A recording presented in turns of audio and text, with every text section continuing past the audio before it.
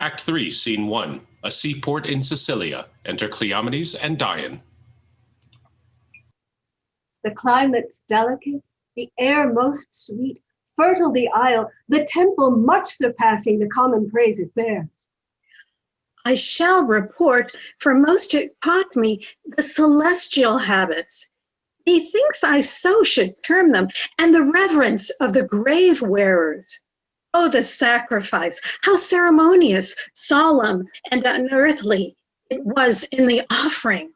But of all the burst and the ear-deafening voice of the oracle, kin to Jove's thunder, so surprised my sense that I was nothing.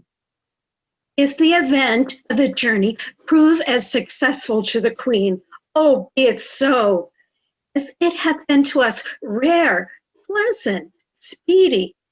The time is worth the use on it. Great Apollo turn all to the best. These proclamations so forcing fault upon Hermione I little like. The violent carriage of it will clear or end the business when the oracle, thus by Apollo's great divine sealed up, shall the contents discover. Something rare even then will rush to knowledge. Go, fresh horses, and gracious be the issue.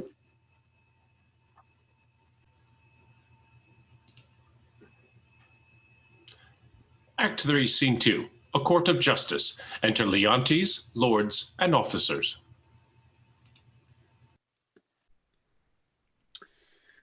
This sessions, to our great grief we pronounce, even pushes against our heart. The party tried, the daughter of a king, our wife, and one of us too much beloved. Let us be cleared of being tyrannous, since we so openly proceed in justice, which shall have due course even to the guilt or the purgation. Produce the prisoner. It is His Highness's pleasure that the Queen appear in person here in court.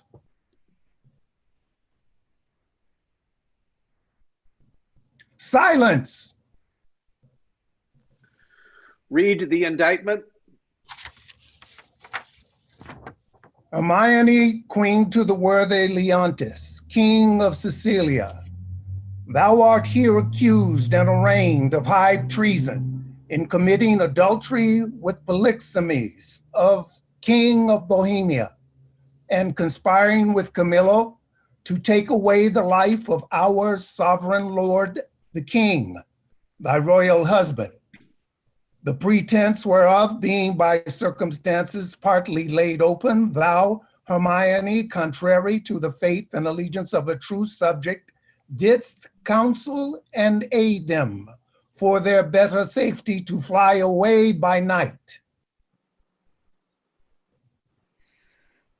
Since what I am to say must be but that which contradicts my accusation, and the testimony on my part no other but what comes from myself, it shall scarce boot me to say, not guilty. Mine integrity, being counted falsehood, shall, as I express it, be so received. Be thus: if powers divine behold our human actions as they do, I doubt not then, but innocence shall make false accusation blush and tyranny tremble at patience. You, my lord, best know, whom least will seem to do so. My past life hath been as continent, as chaste, as true as I am now unhappy, which is more than history can pattern, though devised in play to take spectators. For behold me, a fellow of thy royal bed, which owe the moiety of the throne, a great king's daughter, the mother to a hopeful prince, here standing to prate and talk for life and honor, for who pleased to come and hear? For life I prize it, as I weigh grief, which I would spare. For honor, 'tis a derivative from me to mine, and only that I stand for. I appeal to your own conscience, sir. Before Polixenes came to your court, how I was in your grace. How merited to be so, since he came, with what encounter so uncurrent I have strained appeared thus? If one jot beyond the bound of honor, or an act or will that way inclining, hardened be the hearts of all that hear me, and my nearest kin cry fie upon my grave. I ne'er heard yet that any of these bolder vices wanted less impudence to gainsay what they did than to perform it first. That's true enough, though 'tis saying, sir, not due to me. You will not own it. More than mistress of which comes to me in name of fault, I must not at all acknowledge. For Polixenes, with whom I am accused, I do confess I loved him as an honor he required, with such a kind of love as might become a lady like me, with a love even such, so and no other as yourself commanded, which not to have done, I think, had been in me both disobedience and ingratitude to you and toward your friend, whose love had spoke, even since it could speak from an infant freely, that it was yours. Now for conspiracy, I know not how it tastes, though it be dished for me to try how. All I know of it is that Camillo was an honest man, and why he left your court, the gods themselves, wanting no more than I, are ignorant. You knew of his departure, as you know what you have undertaken to do in his absence. Sir, you speak a language that I understand not. My life stands in the level of your dreams, which I'll lay down. Your actions are my dreams. You had a bastard by Polixenes, and I but dreamed it. As you were past all shame, those of your fact are so past all truth, which to deny concerns more than avails. For as thy brat hath been cast out like to itself, no father owning it, which is indeed more criminal in thee than it, so thou shalt feel our justice, in whose easiest passage look for no less than death. Sir, spare your threats. The bug which you frighten me with, I seek. To me, life can be no commodity.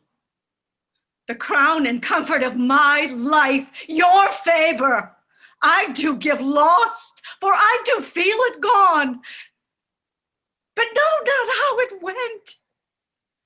My second joy, the first fruits of my body, from his presence I am barred like one infectious. My third comfort, starred most unluckily, is from my breast, the innocent milk in it, most innocent mouth, haled out to murder. Myself on every post proclaimed a strumpet, with modest hatred the child bed privilege denied, which longs to women of all fashion.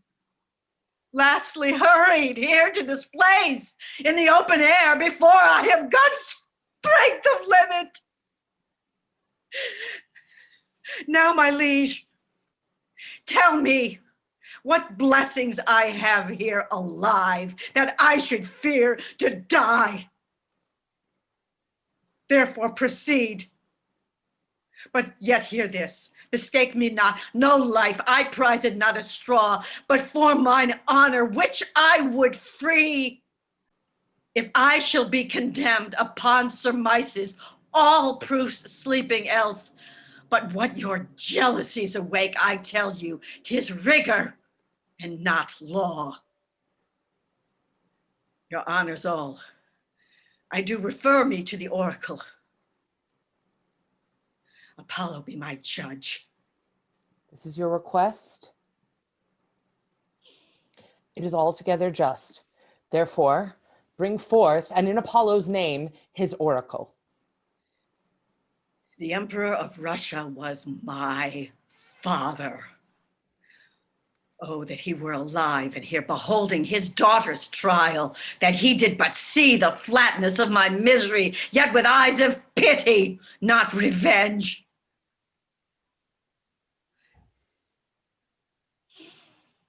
You here shall swear upon this sword of justice that you, Cleomenes and Dion, have both been to Delphos, and from thence have brought this sealed up oracle by the hand delivered of great Apollo's priest, and that since then you have not dared to break the holy seal, nor read the secrets in it. All this we swear. Break up the seals and read.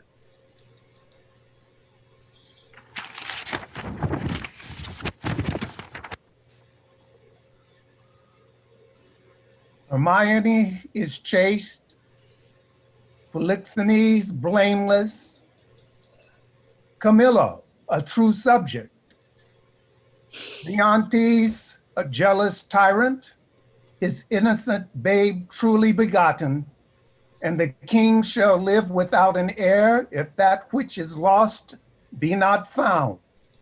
Now blessed be the great Apollo. Praised. Hast thou read truth?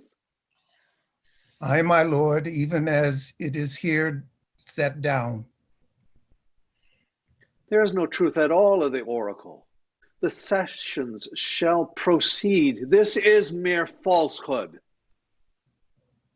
Lord, the king, the king. What is the business? Oh, sir, I shall be hated to report it. The prince, your son, with mere conceit and fear of the queen's speed, is gone. How? Gone? Is dead.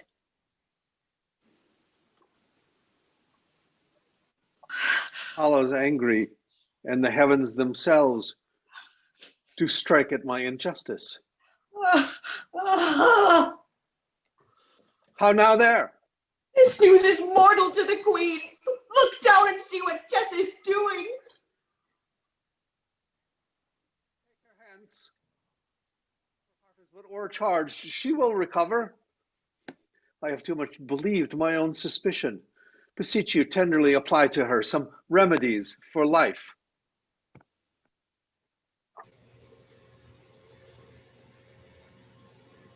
Apollo, pardon my great profaneness against thine oracle.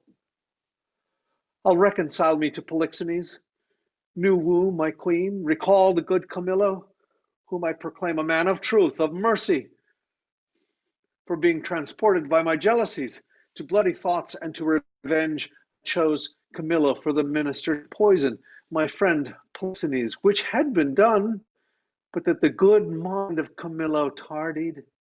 My swift command, though I with death and with reward did threaten and encourage him, not doing it and being done, he, most humane, and filled with honor to my kingly quest, unclasped my practice, quit his fortunes here, which you knew great, and to the hazard of all uncertainties himself commended, no richer than his honor.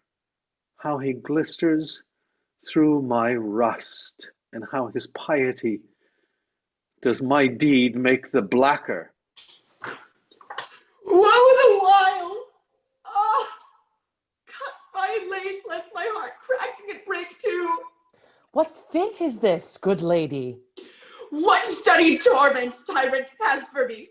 What wheels, racks, fires, what flaying, boiling in loathsome oils?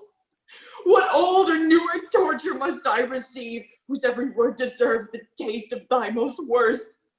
Thy tyranny, together working with thy jealousies, fancies too weak for boys, too green and idle for girls of 9. Oh, think what they have done, and then run mad, indeed, stark mad, for all thy bygone fooleries were but spices of it. That thou betrayedst Polixenes, 'twas nothing, and that did but show thee of a fool. inconstant and damnable and grateful. Nor 'twas much thou would have poisoned good Camillo's honor to have him kill a king. Poor trespasses. More monstrous standing by, whereof I reckon the casting forth to crows thy baby daughter to be, who none or little, though a devil would have shed water out of fire ere done it, nor is directly laid to thee the death of the young prince, whose honorable thoughts high for one so tender, cleft the heart that could conceive a gross and foolish sire, blemished his gracious dam. It is not, no, late thy answer, but the last. Oh, lords, what I have said, cry woe. The queen, the sweetest, dearest creature's dead, and vengeance for not dropped down yet. The higher powers forbid. I say she's dead. I'll swear it. If word nor oath prevailed not, go and see. If you can bring back tincture or luster in her lip, her eye, heat outwardly or breath within, I'll serve you as I would do the gods. But, oh, thou tyrant, do not repent these things, for they are heavier than all thy woes can stir. Therefore, betake thee to nothing but despair. 1,000 knees, 10,000 years together, naked, fasting upon a barren mountain in still winter and storm perpetual, could not move the gods to look that way thou wert. Go on. Go on. Thou canst not speak too much. I have deserved all tongues to talk their bitterest. Say no more. Howe'er the business goes, you have made fault in the boldness of your speech. I'm sorry for it. All faults I make, when I shall come to know them, I do repent. Alas, I have showed too much the rashness of a woman. He's touched the noble heart.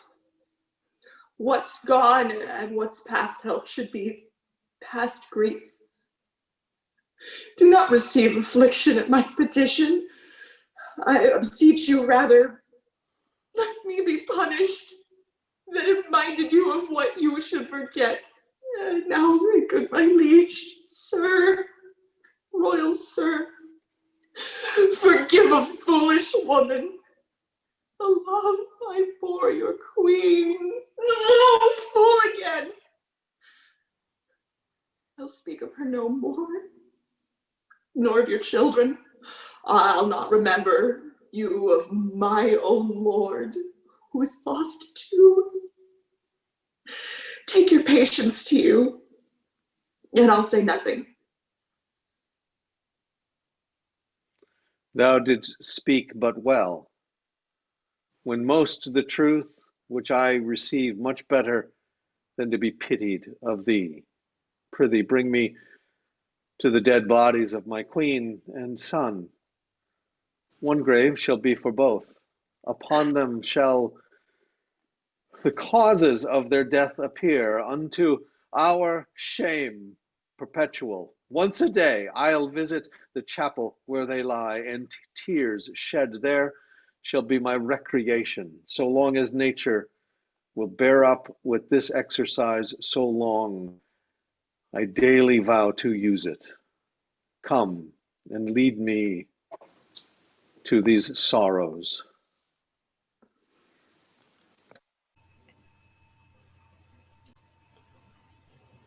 Act 3, Scene 3, Bohemia, a desert country near the sea.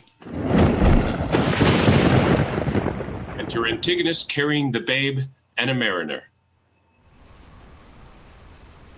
Thou art perfect, then. Our ship hath touched upon the deserts of Bohemia. Aye, my lord, and fear we have landed in any time.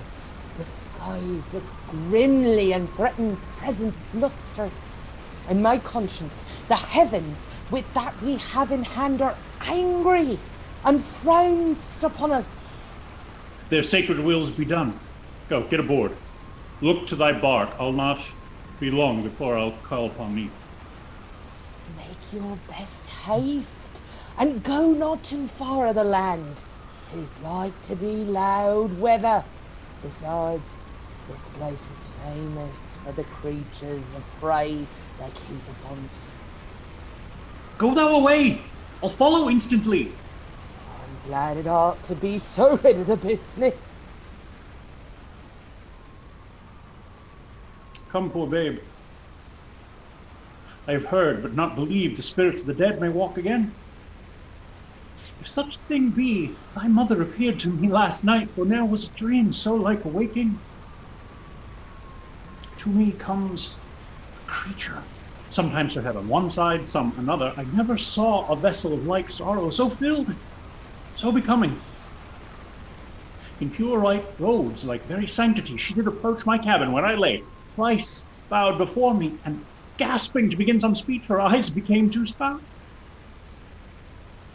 The fury spent, anon did this break from her. Good Antigonus, since fate against thy better disposition hath made thy person for the thrower out of my poor babe, according to thine oath, places remote enough are in Bohemia. There weep and leave it crying, and for the babe is counted lost forever. Perdita, I prithee call it. For this ungentle business put on thee by my lord, thou ne'er shalt see thy wife Paulina more. And so, with shriek she melted into air. Affrighted much, I did in time collect myself and thought this was so, and no slumber. Dreams are toys. Yet for this once, yea, superstitiously, I will be squared by this. I do believe Hermione had suffered death, and that Apollo would, this being indeed the issue of King Polixenes, it should here be laid, either for life or death,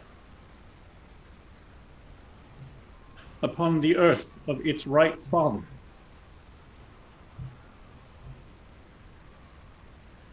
Blossom, speed thee well. There lie, and there thy character, there these, which may, if fortune please, both breed thee pretty and still rest thine.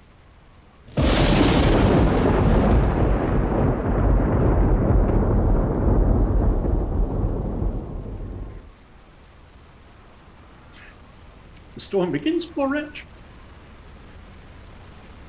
That for thy mother's fault art thou exposed to loss and what may follow. Weep I cannot, but my heart bleeds, and most accursed am I to be by oath enjoined to this.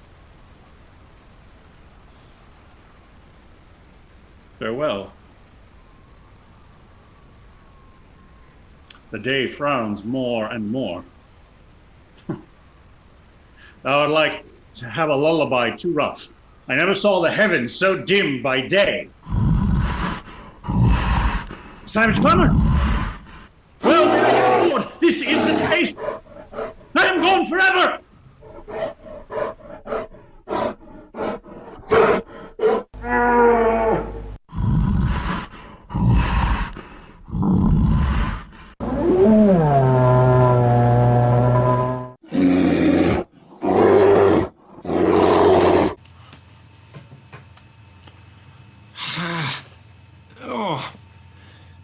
There were no age between 10 and 23, or that youth would sleep out the rest, for there is nothing in between but getting wenches with child, wronging the ancientry, stealing, fighting. I will not hark you now. Would any but these boiled brains of 19 and 22 hunt in this weather? Scared away two of my best sheep, which I fear the wolf will sooner find than the master. If anywhere I have them, 'tis by the seaside. browsing of ivy. Oh, good luck, can it be that well? What have we here?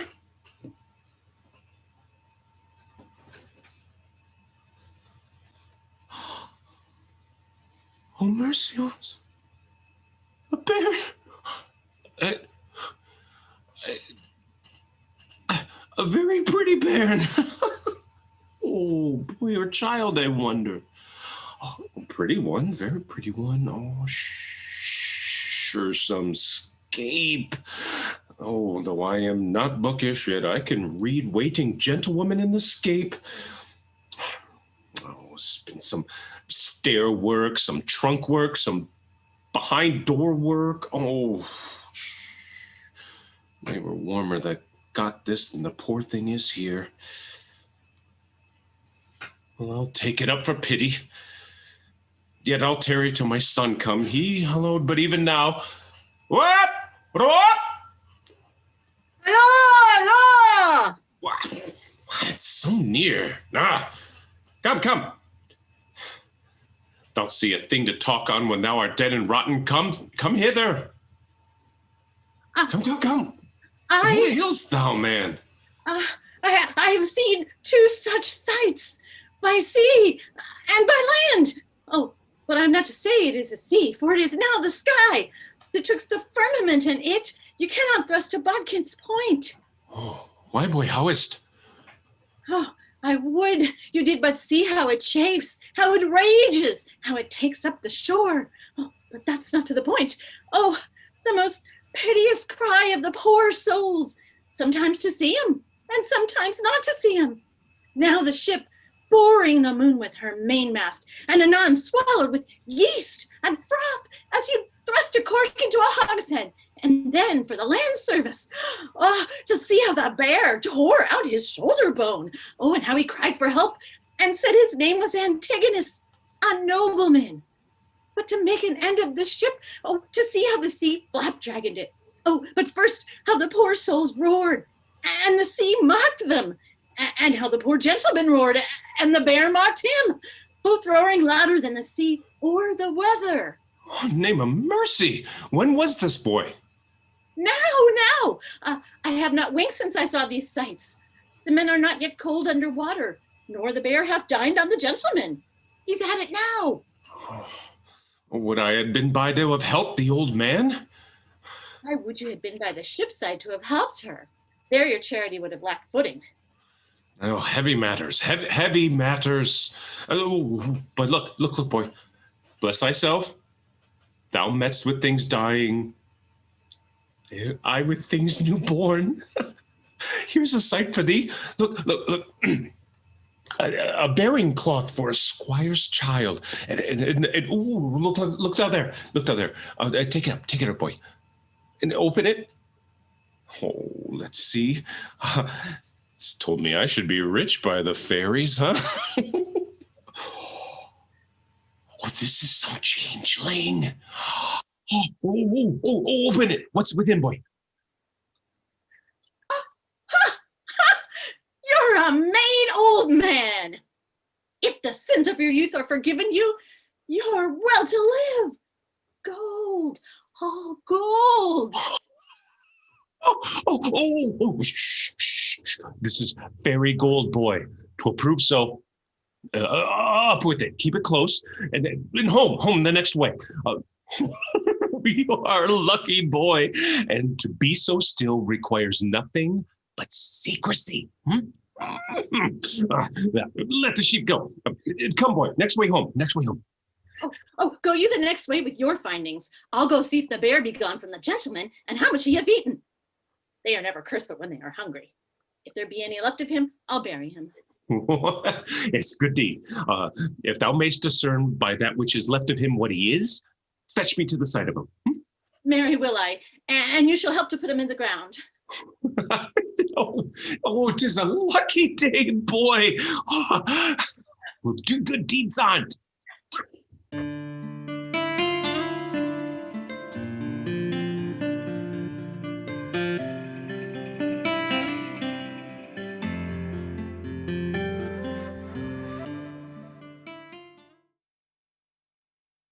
I please some, try all. Both joy and terror of good and bad, that makes and unfolds error, now take upon me, in the name of time, to use my wings. Impute it not a crime to me or my swift passage, that I slide o'er 16 years and leave the growth untried of that wide gap, since it is in my power to o'erthrow law, and in one self-born hour to plant and overwhelm custom. Let me pass the same I am ere ancient's order was, or what is now received. I witness to the times that brought them in. So shall I do to the freshest things now reigning, and make stale the glistering of this present, as my tale now seems to it.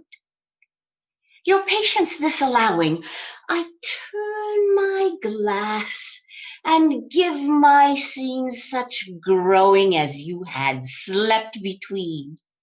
Leontes leaving, the effects of his fond jealousy so grieving that he shuts up himself. Imagine me, gentle spectators, that I now may be, in fair Bohemia, and remember well, I mentioned a son of the king's, which Florizel I now name to you, and with speed so pace, to speak of Perdita, now grown in grace equal with wondering. What of her ensues, I list not prophesy, but let time's news be known when 'tis brought forth. A shepherd's daughter, and what to her adheres, which follows after, is the argument of time. Of this allow, if ever you have spent time worse ere now. If never, yet the time himself doth say, he wishes earnestly you never may.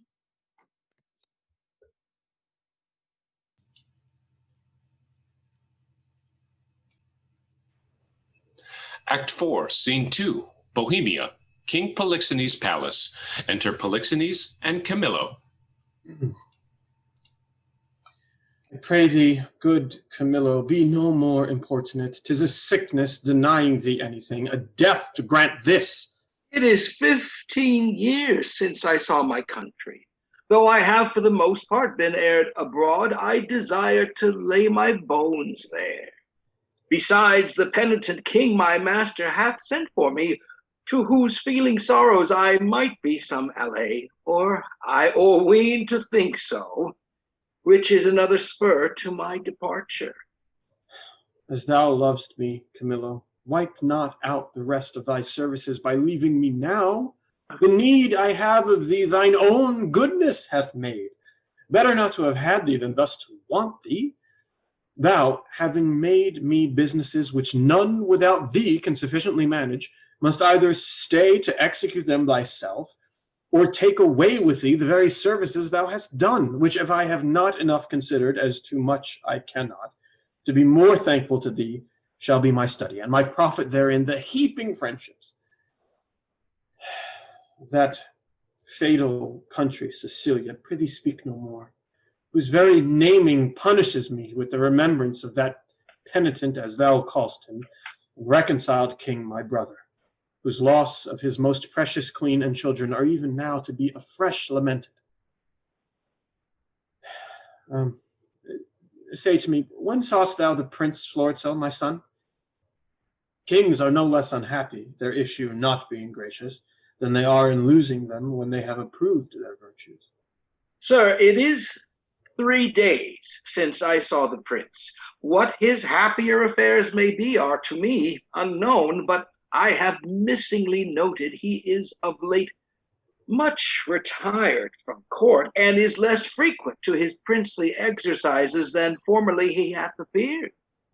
I have considered so much, Camillo, and with some care, so far that I have eyes under my service which look upon his removedness, from whom I have this intelligence, that he is seldom from the house of a most homely shepherd, a man, they say, that from very nothing, and beyond the imagination of his neighbors, is grown into an unspeakable estate. I have heard, sir, of such a man who hath a daughter of most rare note. The report of her is extended more than can be thought to begin from such a cottage. That's likewise part of my intelligence, but I fear the angle that plucks our son thither. Thou shalt accompany us to the place, where we will, not appearing what we are, have some question with the shepherd, from whose simplicity I think it not uneasy to get the cause of my son's resort thither. Prithee be my present partner in this business, and lay aside the thoughts of Cecilia. I willingly obey your command. My best, Camillo, we must disguise ourselves. Ah.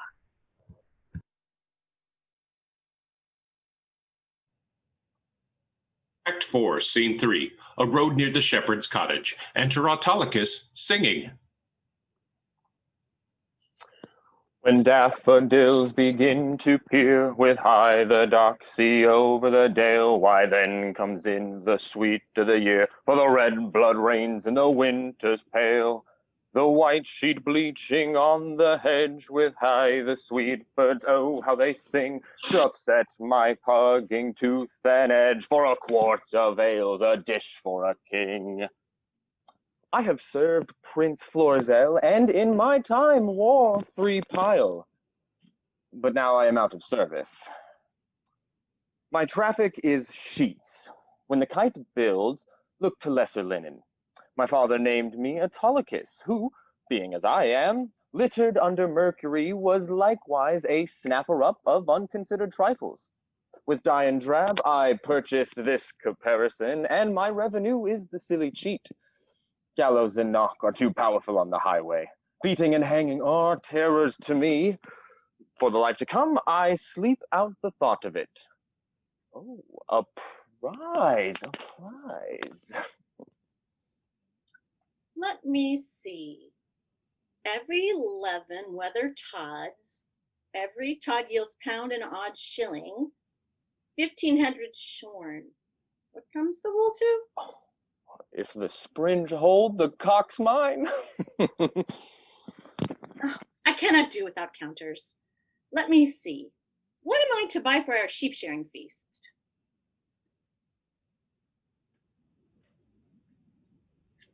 Ah, 3 pounds of sugar, 5 pound of currant, rice. What will this sister of mine do with rice? But my father hath made her mistress of the feast, and she lays it on. She hath made me 24 nosegays for the shearers, 3-man song men all, and very good ones. But they are most of them means and bases. But one Puritan amongst them, and he sings songs to hornpipes. I must have saffron to color the warden pies. Mace, dates, none. That's out of my note. Nutmegs, 7. A race or 2 of ginger, but that I may beg. 4 pounds of prunes, and as many raisins o' the sun. Oh, oh, that ever I was born. Aye, the name of me. Oh, help me, pluck off but these rags, and then death, death. Alack, poor soul, thou hast need of more rags to lay on thee rather than have these off. Oh, sir, the loathsomeness of them offends me more than the stripes I have received, which are mighty and million. Alas, poor man, 1,000,000 of beating may come to a great matter. I am robbed, sir, and beaten, and my money and apparel taken from me, and these detestable things put upon me. What, by a horseman or a footman? Oh, a footman, sweet sir, a footman. Oh, indeed, he should be a footman by the garments he has left with thee. If this be a horseman's coat, it hath seen very hot service. Lend me thy hand, I'll help thee. Come, lend me thy hand. Oh, good sir, tenderly, oh. Oh, alas, poor soul. Oh, goodly sir, softly, good sir. I fear my shoulder blade is out. How now, canst stand? Oh, softly, dear sir, good sir, softly. Oh, you have done me a charitable office. Dost lack any money? I have a little money for thee. No, sweet sir, I beseech you, sir. I have a kinsman not past 3/4 of a mile hence, and to whom I was going. I shall there have money or anything I want. Offer me no money, I pray you. It kills my heart. What manner of fellow was he that robbed you? A fellow, sir, that I have known to go about with troll dames. I knew him once as a servant of the prince. I cannot tell, good sir, for which of his virtues it was, but he was certainly whipped out of court. His vices, you would say. There's no virtue whipped out of the court. They cherish it to make it stay there, and yet it will no more but abide. Vices, I would say, sir. I know this man well. He hath since been an ape-bearer, then a process-server, a bailiff. Then he compassed a motion of the prodigal son, and married a tinker's wife within a mile where my land and livings lie. And having flown over many knavish professions, he settled only in rogue. Some call him Autolycus. Out upon him! Prig for my life, prig!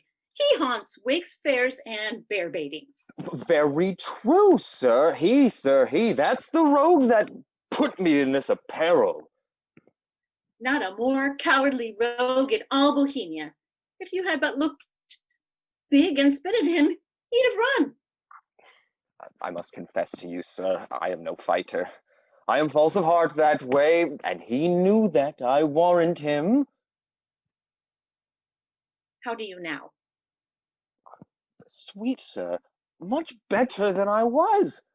I can stand and walk, and I will even take my leave of you and pace softly towards my kinsman. Shall I bring thee on the way? No, good-faced sir, no, sweet sir. Then fare thee well. I must go buy spices for our sheep shearing. Prosper you well, sweet sir.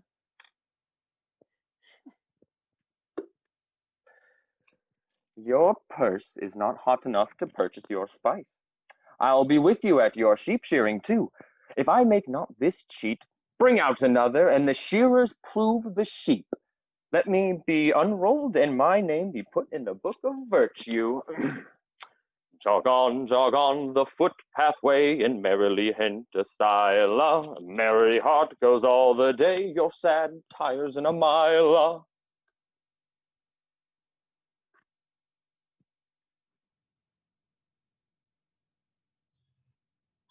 Scene 4. A feast beside the shepherd's cottage. Enter and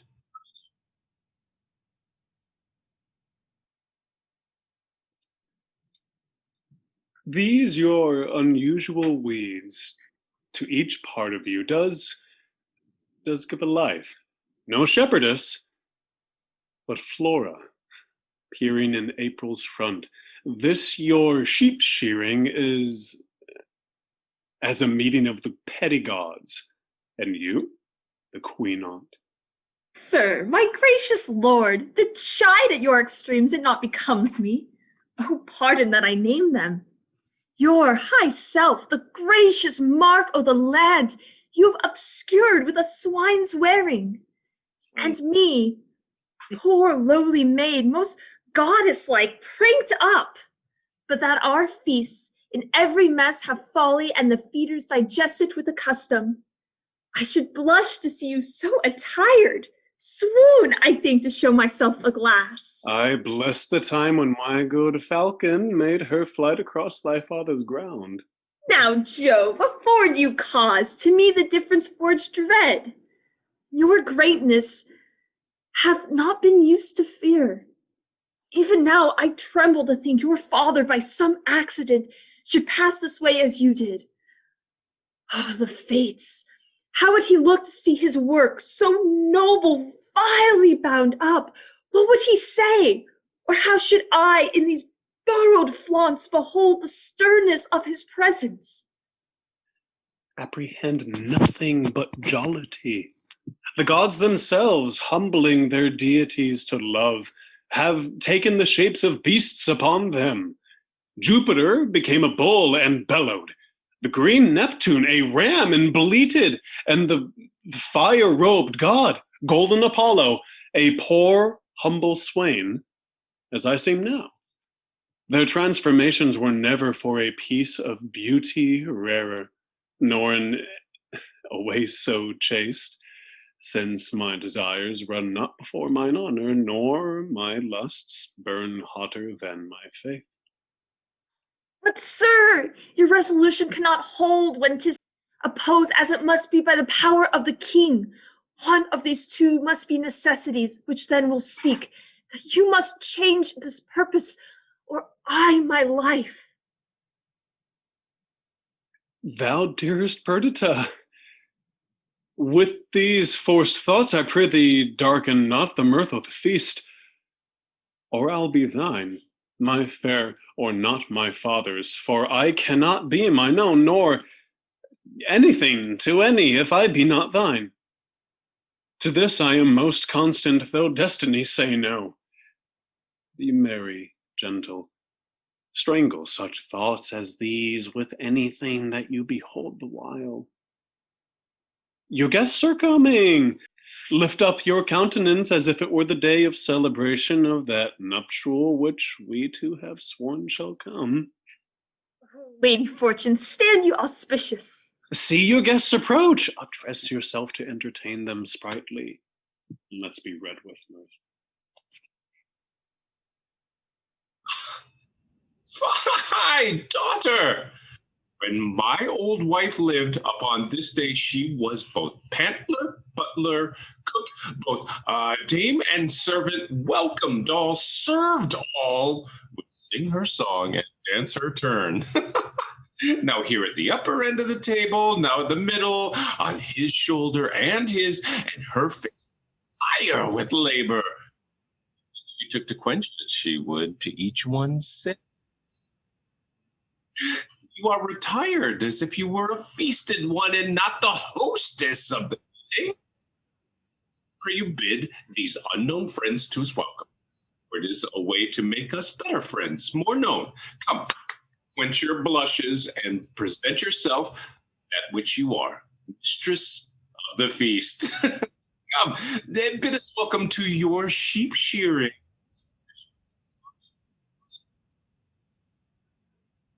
Sir, welcome. It is my father's will I should take on me the hostessship o' the day. You're welcome, sir. Flowers there, Dorcas, reverend sir. For you there's rosemary and rue. These keep seeming and savor all the winter. Grace and remembrance be to you both, and welcome to our shearing. Shepherdess, a fair one are you. Well, you fit our ages with flowers of winter.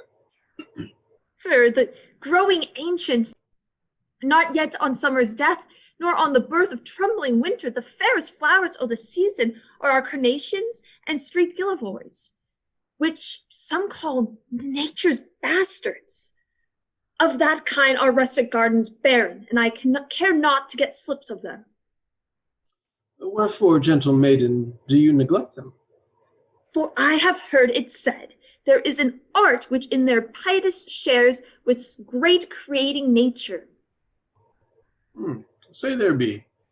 Yet nature is made better by no mean, but nature makes that mean. So, over that art which you say adds to nature is an art that nature makes. You see, sweet maid, we marry a gentler scion to the wildest stock, and make conceive a bark of baser kind by bud of nobler race. This is an art which does mend nature, change it rather, but the art itself is nature. So it is. Then make your garden rich in gillivers, and do not call them bastards. I'll not put the dibble in earth to set one slip of them. No more than, were I painted, I would wish this youth should say, 'twere well, and only before, desire to breed by me. Here's flowers for you. Hot lavenders, mints, savory marjoram, and marigold that goes to bed with the sun, and with him rises weeping. These are flowers of middle summer, and I think they are given to men of middle age. You're very welcome. I should leave grazing were I of your flock, and only live by gazing. Out! Alas! You'd be so lean that blasts of January would blow you through and through. Now, my fairest friend, I would I had some flowers o' the spring that might become your time of day. And yours, the wearing upon your virgin branches, yet your maiden heads growing. O Proserpine, for the flowers now that frightened thou letst fall from diswagons, daffodils that come before the swallow dares and take the winds of March with beauty, violence dim but sweeter than the lids of Juno's eyes. Or Cytherea's breath, ye pale prismones that die unmarried, air that can behold bright Phoebus in his strength, a malady most instant to maids, bold oxlips in the crown in peril, lilies of all kinds, the fleur de luce being one. Oh, these I lack to make you garlands of, and my sweet friend to slew him over and over. What, like a chorus? No, like a bank of love to lie and play on, not like a course, or if not to be buried, but quick and in mine arms. Come, take your flowers. Methinks I play as I do see them now in Winsome's pastures. See, this rope of mine does change my disposition. What you do still betters what is done. When you speak, sweet, I'd have you do it ever. When you sing, I'd have you buy and sell so give alms, pray so, and for the ordering your fares, to sing them too. When you do dance, I wish you a wave or the sea, that you might ever do nothing but that move still so, and own no other function. Each your doings, so singularly, and each particular crowns what you are doing in the present deeds, that all your acts are queens. Oh, Pericles, your praises are too large, but that your youth and the true blood which peeps fairly through, do plainly give you out an unstained shepherd. With wisdom I might fear, my Dorcles, you wooed me the false way.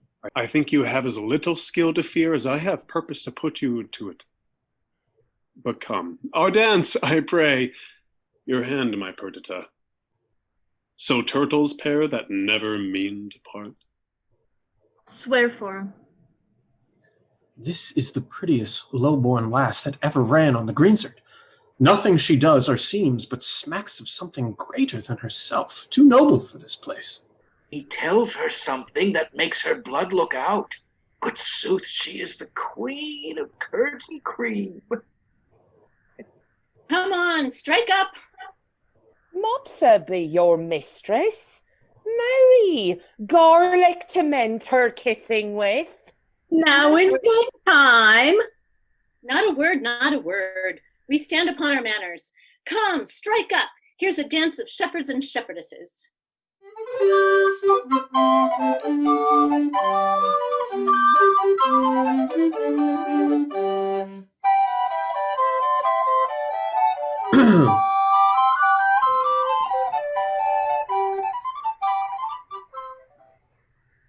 Pray, good shepherd, what fair swain is this which dances with your daughter? They call him Doricles, and boasts himself to have a worthy feeding. But I have it upon his own report, and I believe it. He looks like sooth. He says he loves my daughter, and I think so too. For never gazed the moon upon the water as he'll stand and read as 'twere my daughter's eyes. And to be plain, I think there is not half a kiss to choose who loves another best. Well, she dances featly. Oh, so she does anything. Though I report it, that should be silent. If young Doricles do light upon her, she shall bring him that which he not dreams of. Oh, master, if you did but hear the peddler at the door, you would never dance again after a tabor and a pipe. No, the bagpipe could not move you. He sings several tunes faster than you'll tell money. He utters them as he had eaten ballads, and all men's ears grew to his tunes. He could never come better. He shall come in. I love a ballad, but even too well if it be a doleful matter merrily set down, or a very pleasant thing indeed, and sung lamentably. Oh, he hath songs for man or woman of all sizes. No milliner can so fit his customers with gloves. He has the prettiest love songs for maids, so without bawdry, which is strange, with such delicate burdens of dildos and fadings, jumper and thumper. And where some stretch-mouthed rascal would, as it were, mean mischief and break a foul gap into the matter, he makes the maid to answer, "Whoop, do me no harm, good man," puts him off, slights him with, "Whoop, do me no harm, good man." Oh, this is a brave fellow. Believe me, thou talkest of an admirable conceited fellow. Has he any unbraided wares? Oh, he hath ribbons of all the colors of the rainbow. Points more than all the lawyers in Bohemia can learnedly handle, though they come to him by the gross. Inkles, caddises, cambrics, lawns, why, he sings them over as they were gods or goddesses. You would think a smock were a she-angel. He's so chanced to the sleeve hand and the work about the square on't. Prithee, bring him in, and let him approach singing. Warn him that he use no scurrilous words in his tunes. You have of these peddlers that have more in them than you'd think, sister. Aye, good brother, or go about to think.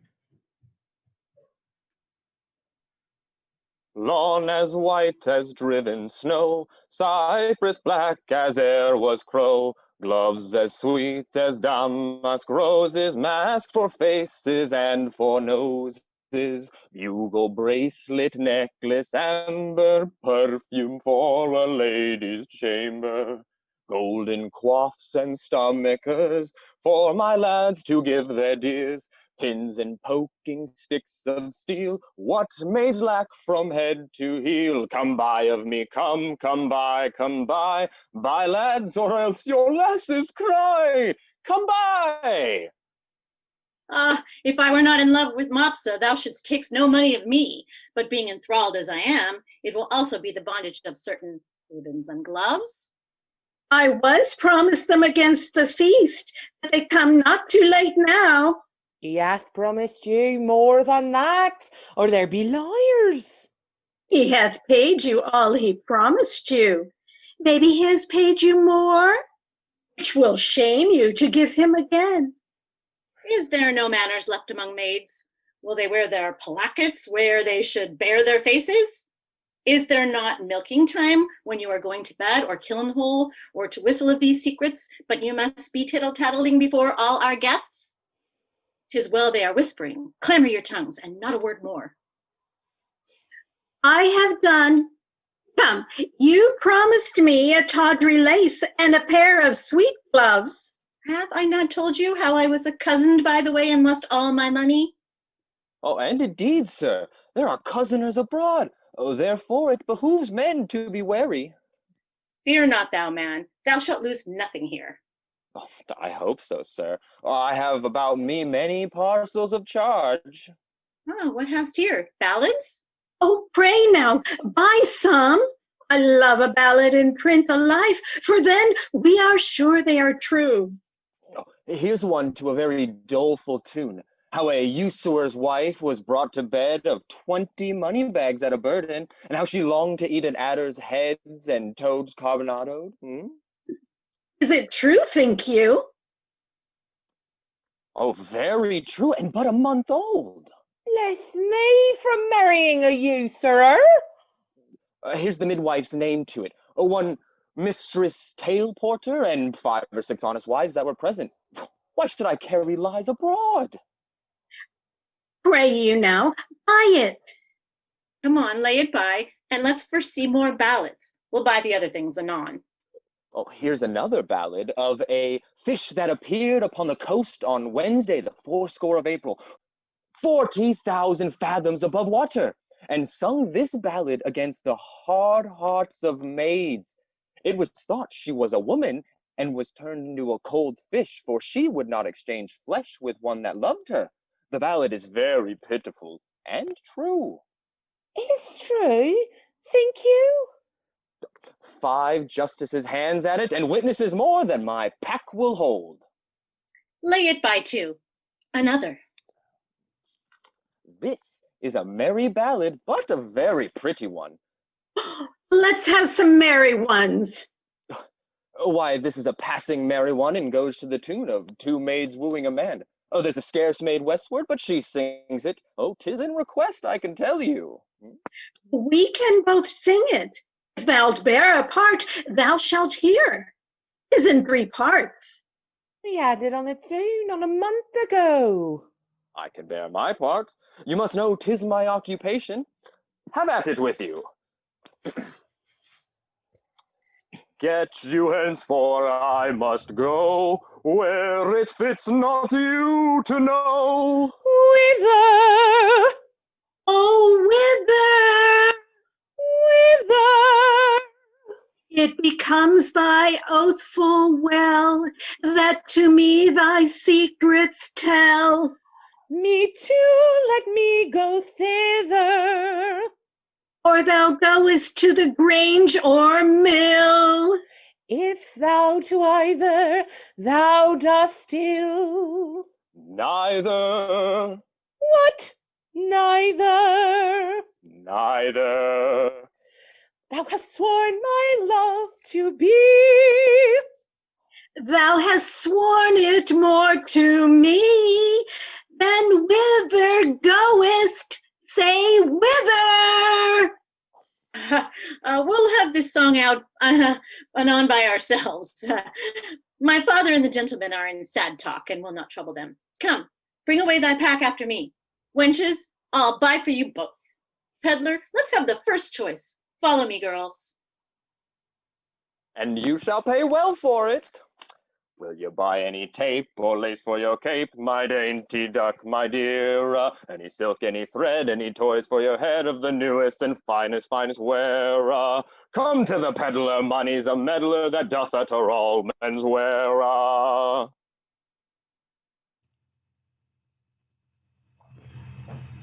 Master, there's 3 carters, 3 shepherds, 3 neatherds, 3 swineherds that have made themselves all men of hair.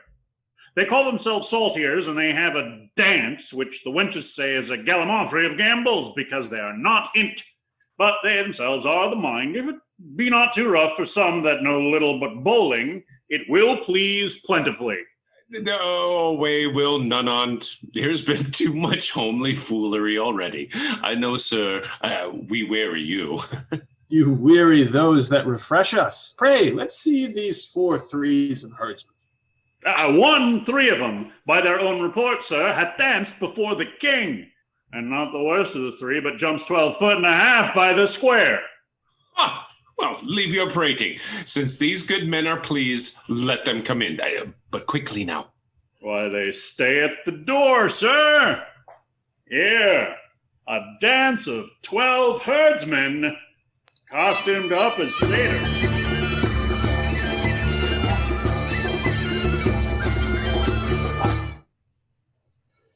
Oh, Father, you'll know more of that hereafter. Is it not too far gone? 'Tis time to part them. He's simple and tells much. How now, fair shepherd? Your heart is full of something that does take your mind from feasting. Sooth, when I was young and handed love as you do, I was wont to load my she with knacks. I would have ransacked the peddler's silken treasury and have poured it to her acceptance. You have let him go, and nothing martyred with him. If your last interpretation should abuse and call this your lack of love or bounty, you are strated for a reply, at least if you make a care of happy holding her. Old sir, I know she prizes not such trifles as these are. The gifts she looks from me are packed and locked up in my heart, which I have given already, but not delivered. Oh, hear me breathe my life before this ancient sir, whom it should seem hath sometime loved. I take thy hand, this hand as soft as dove's down and as white as it, or Ethiopian's tooth, or the fanned snow that's bolted by the northern blasts twice o'er. What follows this?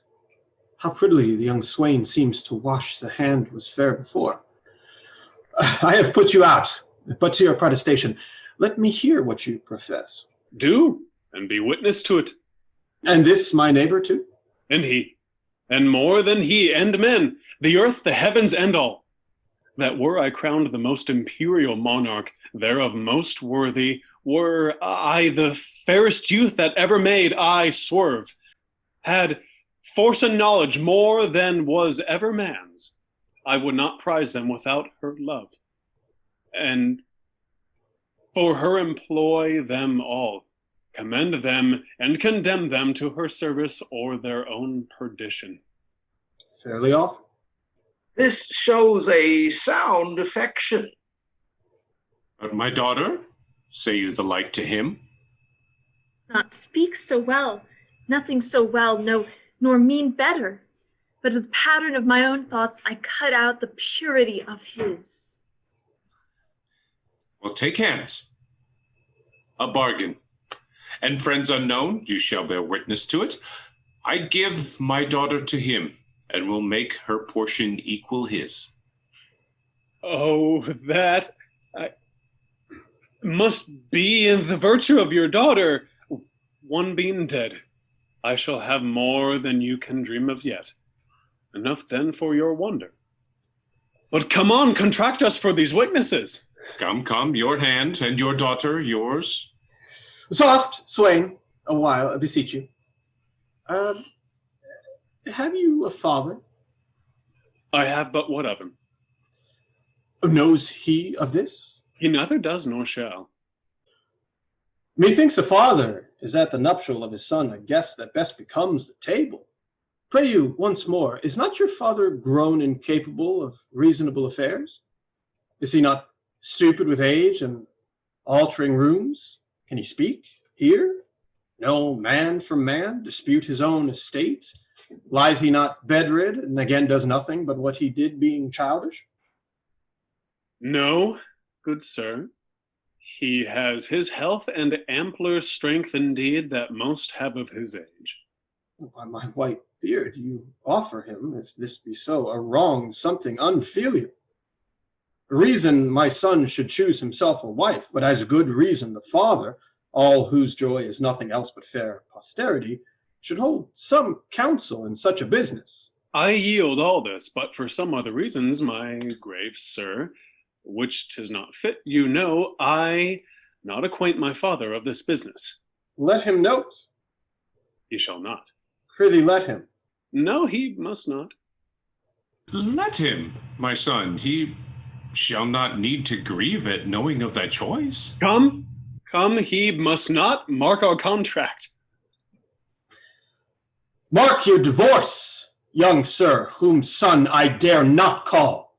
Thou art too base to be acknowledged. Thou a scepter's heir that thus affects a sheep-hook. Thou, old traitor, I am sorry that by hanging thee I can but shorten thy life 1 week. And thou, fresh piece of excellent witchcraft, whom of force must know the royal fool thou copst with. My heart. I'll have thy beauty scratched with briars and made more homely than thy state. For thee, fond boy, if I may ever know thou dost but sigh that thou no more shalt see this knack, as never I mean thou shalt, we'll bar thee from succession, not hold thee out of our blood, no, not our kin, far than Deucalion off. Mark thou my words. Follow us to the court. Thou, churl, for this time, though full of our displeasure, yet we free thee from the dead blow of it. And you, enchantment, worthy enough a herdsman, yea, him too that makes himself, but for our honor therein, unworthy thee, if ever henceforth thou these rural latches to his entrance open, or hoop his body more with thy embraces, I will devise a death as cruel for thee as thou art tender to't. Then here undone. I was not much afeard, for once or twice I was about to speak and tell him plainly the self-same sun that shines upon his court hides not his visage from our cottage, but looks on alike. Will it please you, sir, be gone? I told you what would come of this. Beseech you of your own state. Take care. The stream of mine being now awake, I'll queen it no inch further, but milk might use and weep. Why, how now, father? Speak, ere thou diest. I cannot speak nor think, nor dare to know that which I know. Sir, you have undone a man of 83, that thought to fill his grave in quiet, yea, to die upon the bed my father died, to lie close by his honest bones. But now some hangman must put on my shroud and lay me where no priest shovels in dust. And ye cursed wench! Thou knewst this was the prince, wouldst adventure to mingle faith with him? Undone, undone! If I might die within this hour, I have lived to die when I desire.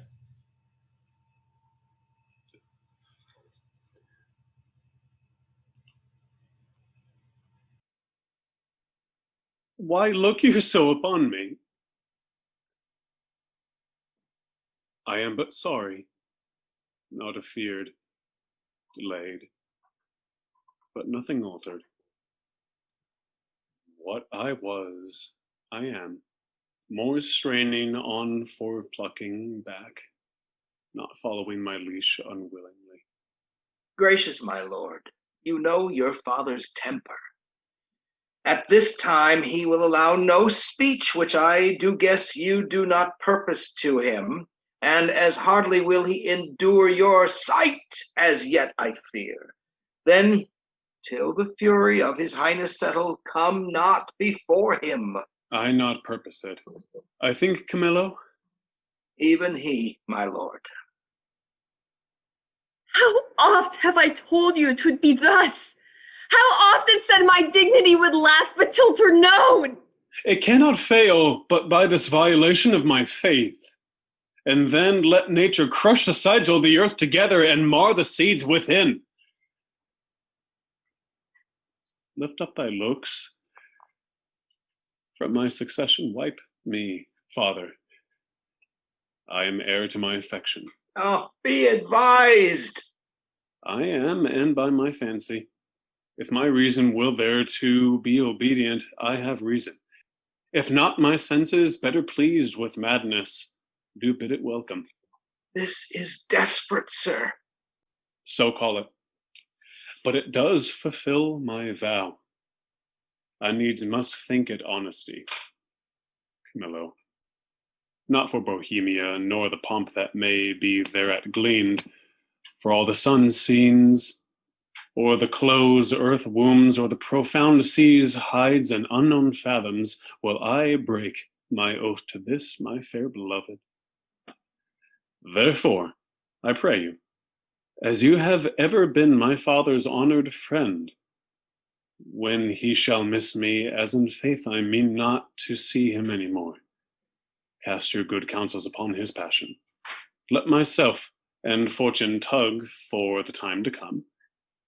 This you may know, and so deliver. I am put to sea with her who here I cannot hold on shore. And most opportune to our, I have a vessel rides fast by, but not prepared for this design. What course I mean to hold shall nothing benefit your knowledge, nor concern me the reporting. Oh, my lord, I would your spirit were easier for advice or stronger for your need. Hark, Perdita, I'll hear you by and by. He's irremovable, resolved for flight. Now were I happy if his going I could frame to serve my turn, save him from danger, do him love and honor, purchase the sight again of dear Cecilia, and that unhappy king my master, whom I so much thirst to see. Now, good Camillo, I'm so fraught with curious business that I leave out ceremony. Sir, I think you have heard of my poor services in the love that I have borne your father. Very nobly have you deserved. It is my father's music to speak your deeds. Not little of his care to have them recompensed as thought on. Well, my lord, if you may please to think I love the king, and through him what's nearest to him, which is your gracious self, embrace but my direction. If your more ponderous and may suffer alteration, on mine honor, I'll point you where you shall have such receiving as shall become your highness, where you may enjoy your mistress, from the whom I see there's no disjunction to be made but by, as heavens forfend your ruin. Marry her, and with my best endeavors in your absence, your discontenting father strive to qualify and bring him up to liking. How, Camillo, may this almost a miracle be done that I may call thee something more than a man, and after that to trust thee? Have you thought on a place where to you'll go? Not any yet. But as the unthought on accident is guilty to what we wildly do, so we profess ourselves to be the slaves of chance and flies of every wind that blows. Then list to me. This follows. If you will not change your purpose, but undergo this flight, make for Sicilia, and there present yourself and your fair princess, for so I see she must be, for Leontes. She shall be habited as it becomes the partner of your bed.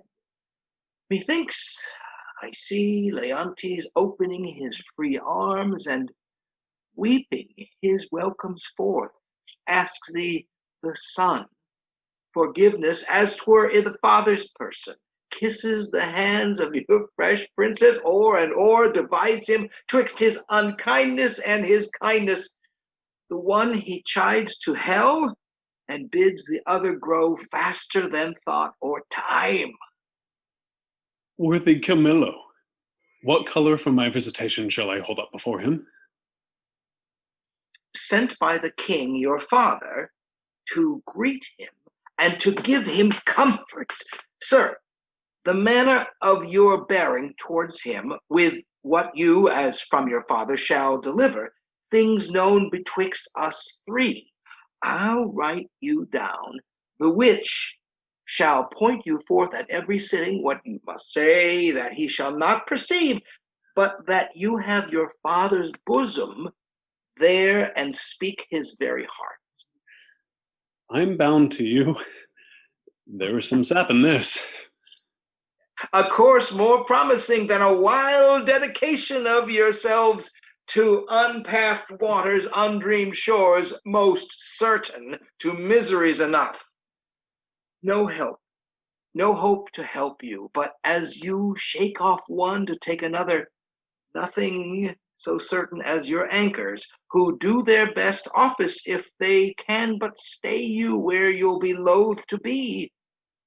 Besides, you know prosperity is the very bond of love, whose fresh complexion and whose heart together affliction alters. One of these is true. I think affliction may subdue the cheek, but not take in the mind. Yea, say you so.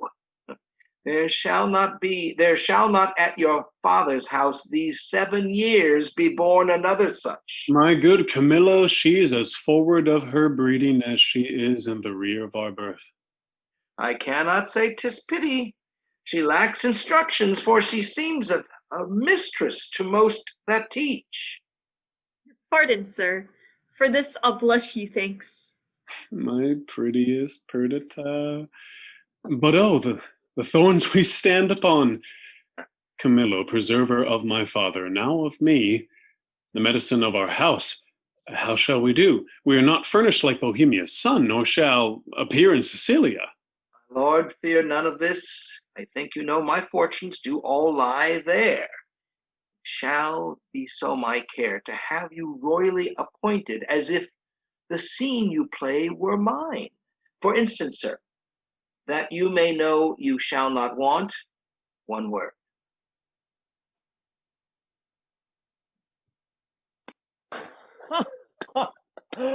What a fool honesty is! And trust his sworn brother, a very simple gentleman. I have sold all my trumpery. Not one counterfeit stone, not a ribbon, glass, pomander, brooch, table book, ballad, knife, tape, glove, shoe tie, bracelet, horn ring to keep my pack from fasting. The throng who should buy first, as if my trinkets had been hollowed and brought a benediction to the buyer, by which means I saw those whose purse was best in picture, and what I saw to my good use I remembered. My clown, who wants to buy something to be a reasonable man, grew so in love with the wench's song that he would not stir his petticoats till he had both tune and words, which so drew the rest of the herd to me that all their other senses stuck in their ears. You might have pinched a placket, it was senseless. 'Twas nothing to gild a codpiece of a purse. I could have filed keys that hung off in chains. No hearing, no feeling, but my sir's song and admiring the nothing of it. So that in this time of lethargy I picked and cut most of their festival purses. And had not the old man come in with a hubbub against his daughter and the king's son, and scared my chuffs from the chaff, I had not left a purse alive in the whole army. Nay, but my letters, by this means being there, so soon as you arrive, shall clear that doubt. And those that you'll procure from King Leontes shall satisfy your father. Happy be you. All that you speak shows fair. Who have we here? We'll make an instrument of this. Omit nothing, it may give us aid. If they have overheard me now, why, hanging. How now, good fellow? Why shakest thou so? Fear not, man, there's no harm intended to thee. I am a poor fellow, sir. Why, be so still. Here's nobody will steal that from thee. Yet, for the outside of thy poverty, we must make an exchange. Therefore, discase thee instantly. Thou must think there's a necessity in it, and change garments with this gentleman. Though the pennyworth on his side be the worst, yet hold thee, there's some boot. Well, I am a poor fellow, sir, and I know you well enough. Nay, prithee dispatch. The gentleman is half flayed already. Are you in earnest, sir? I smell the trick on it. Dispatch, I prithee. Indeed, I have had earnest, but I cannot with conscience take it. Unbuckle, unbuckle! Fortunate mistress, let my prophecy come home to you. You must retire yourself into some covert. Take your sweetheart's hat and pluck it o'er your brows, muffle your face, dismantle you as you can, disliken the truth of your own seeming, that you may, for I do fear eyes over, to shipboard get undescried. I see the play so lies that I must bear a part. No remedy. Have you done there? Should I now meet my father, he would not call me son. Nay, you shall have no hat. Come, lady. Farewell, my friend. Adieu, sir. Oh, Perdita, what have we twain forgot? Pray you a word. What I shall do next shall be to tell the king of this escape, and whither they are bound, wherein my hope is I shall so prevail to force him after, in whose company I shall review Cecilia, for whose sight I have a woman's longing. Fortune speed us! Thus we sit on Camillo, to the seaside. The swifter speed, the better. I understand the business. I hear it. To have an open ear, a quick eye, and a nimble hand is necessary for a cut purse. A good nose is requisite also to smell out the work for the other senses. I see, this is the time that the unjust man doth thrive. What an exchange had this been without the boot! What a boot is here without the exchange! Sure the gods do this year connive at us, and we may do anything extempore. The prince himself is about a piece of iniquity, stealing away from his father with his clog at his heels. If I thought it were a piece of honesty to acquaint the king withal, I would not do it. I hold no more knavery to conceal it, and therein I am constant to my profession. Aside, aside, here is more matter for a hot brain. Every lane's end, every shop, church session, hanging, yields a careful man work. See what a man you are now? There is no other way but to tell the king she's a changeling, and none of your flesh and blood. But hear me. Nay, but hear me. I go to then. She being none of your flesh and blood has not offended the king, and so your flesh and blood is not to be punished by him. Show those things you found about her, those secret things, all but what she has with her. This being done, let the law go whistle, I warrant you. I will tell the king all, yea, every word, and his son's pranks too, whom I may say is no honest man neither, to his father nor to me, to go about to make me the king's brother-in-law. Indeed, brother-in-law was the farthest off you could have been to him, and then your blood had been the dearer by I know how much an ounce. Very wisely, puppies. Well, let us to the king. There is that in this fardel will make him scratch his beard. I know not what impediment this complaint may be to the flight of my master. Pray heartily he be at palace. Though I am not naturally honest, I am sometimes by chance. Now let me pocket up my peddler's excrement. How now, rustics, whither are you bound?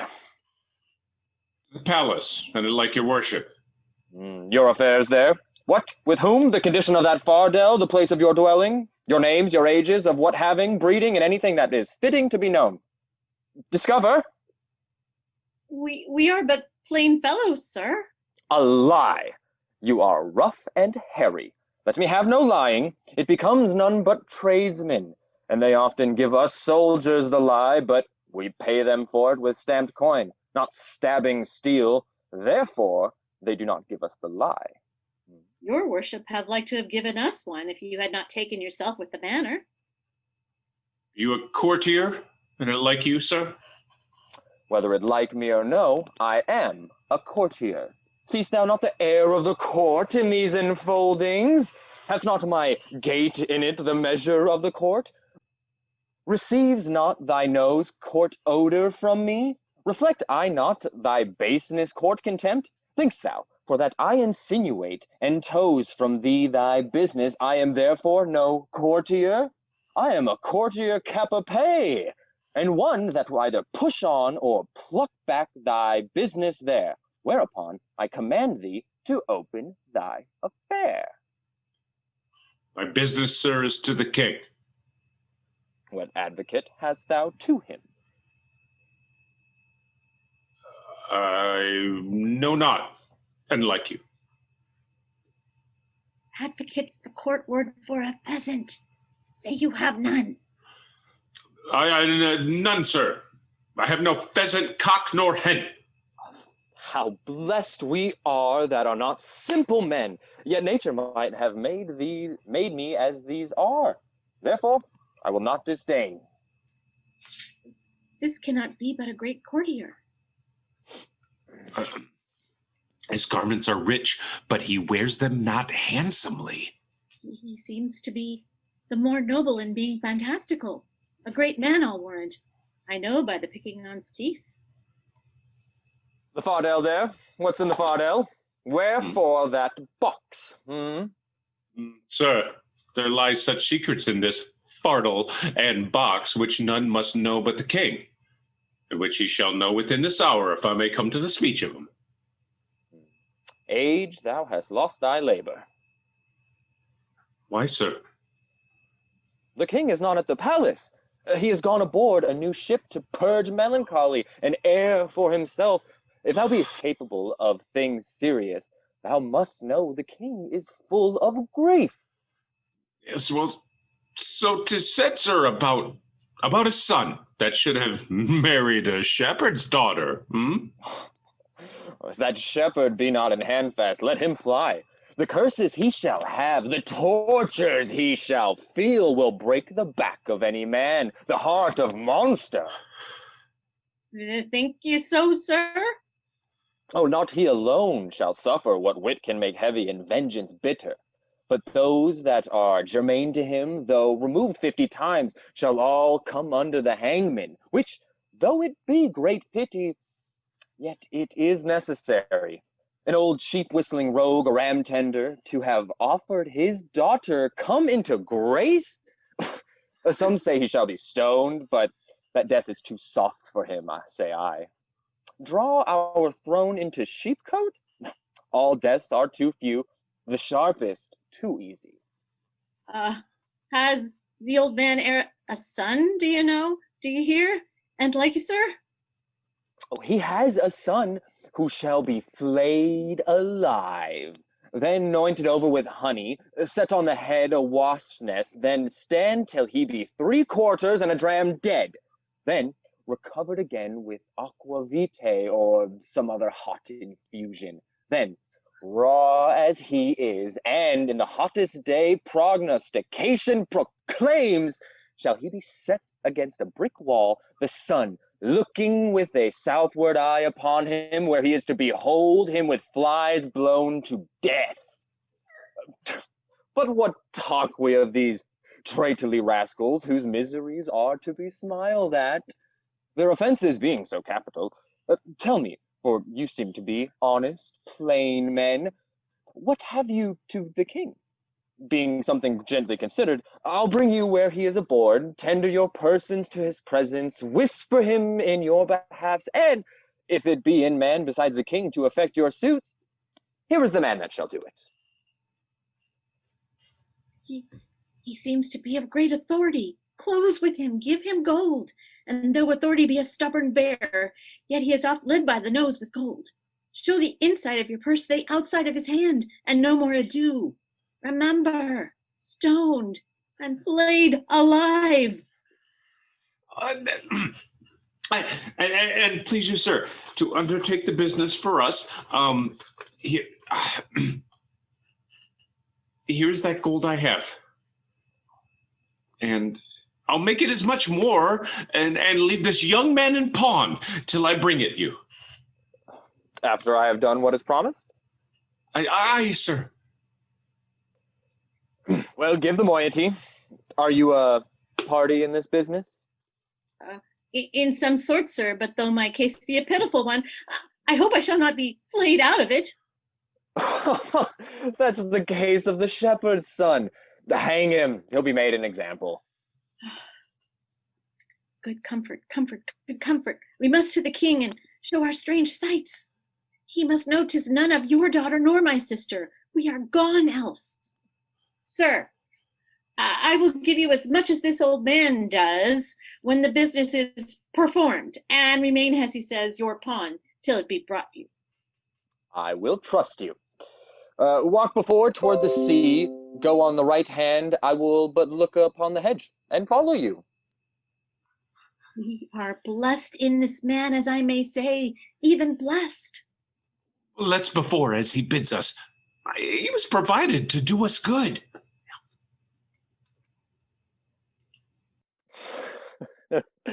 If I had a mind to be honest, I see fortune would suffer me not. She drops booties in my mouth. I am courted now with a double occasion, which, who knows now, that may turn back to my advancement. I will bring these 2 moles, these blind ones aboard him.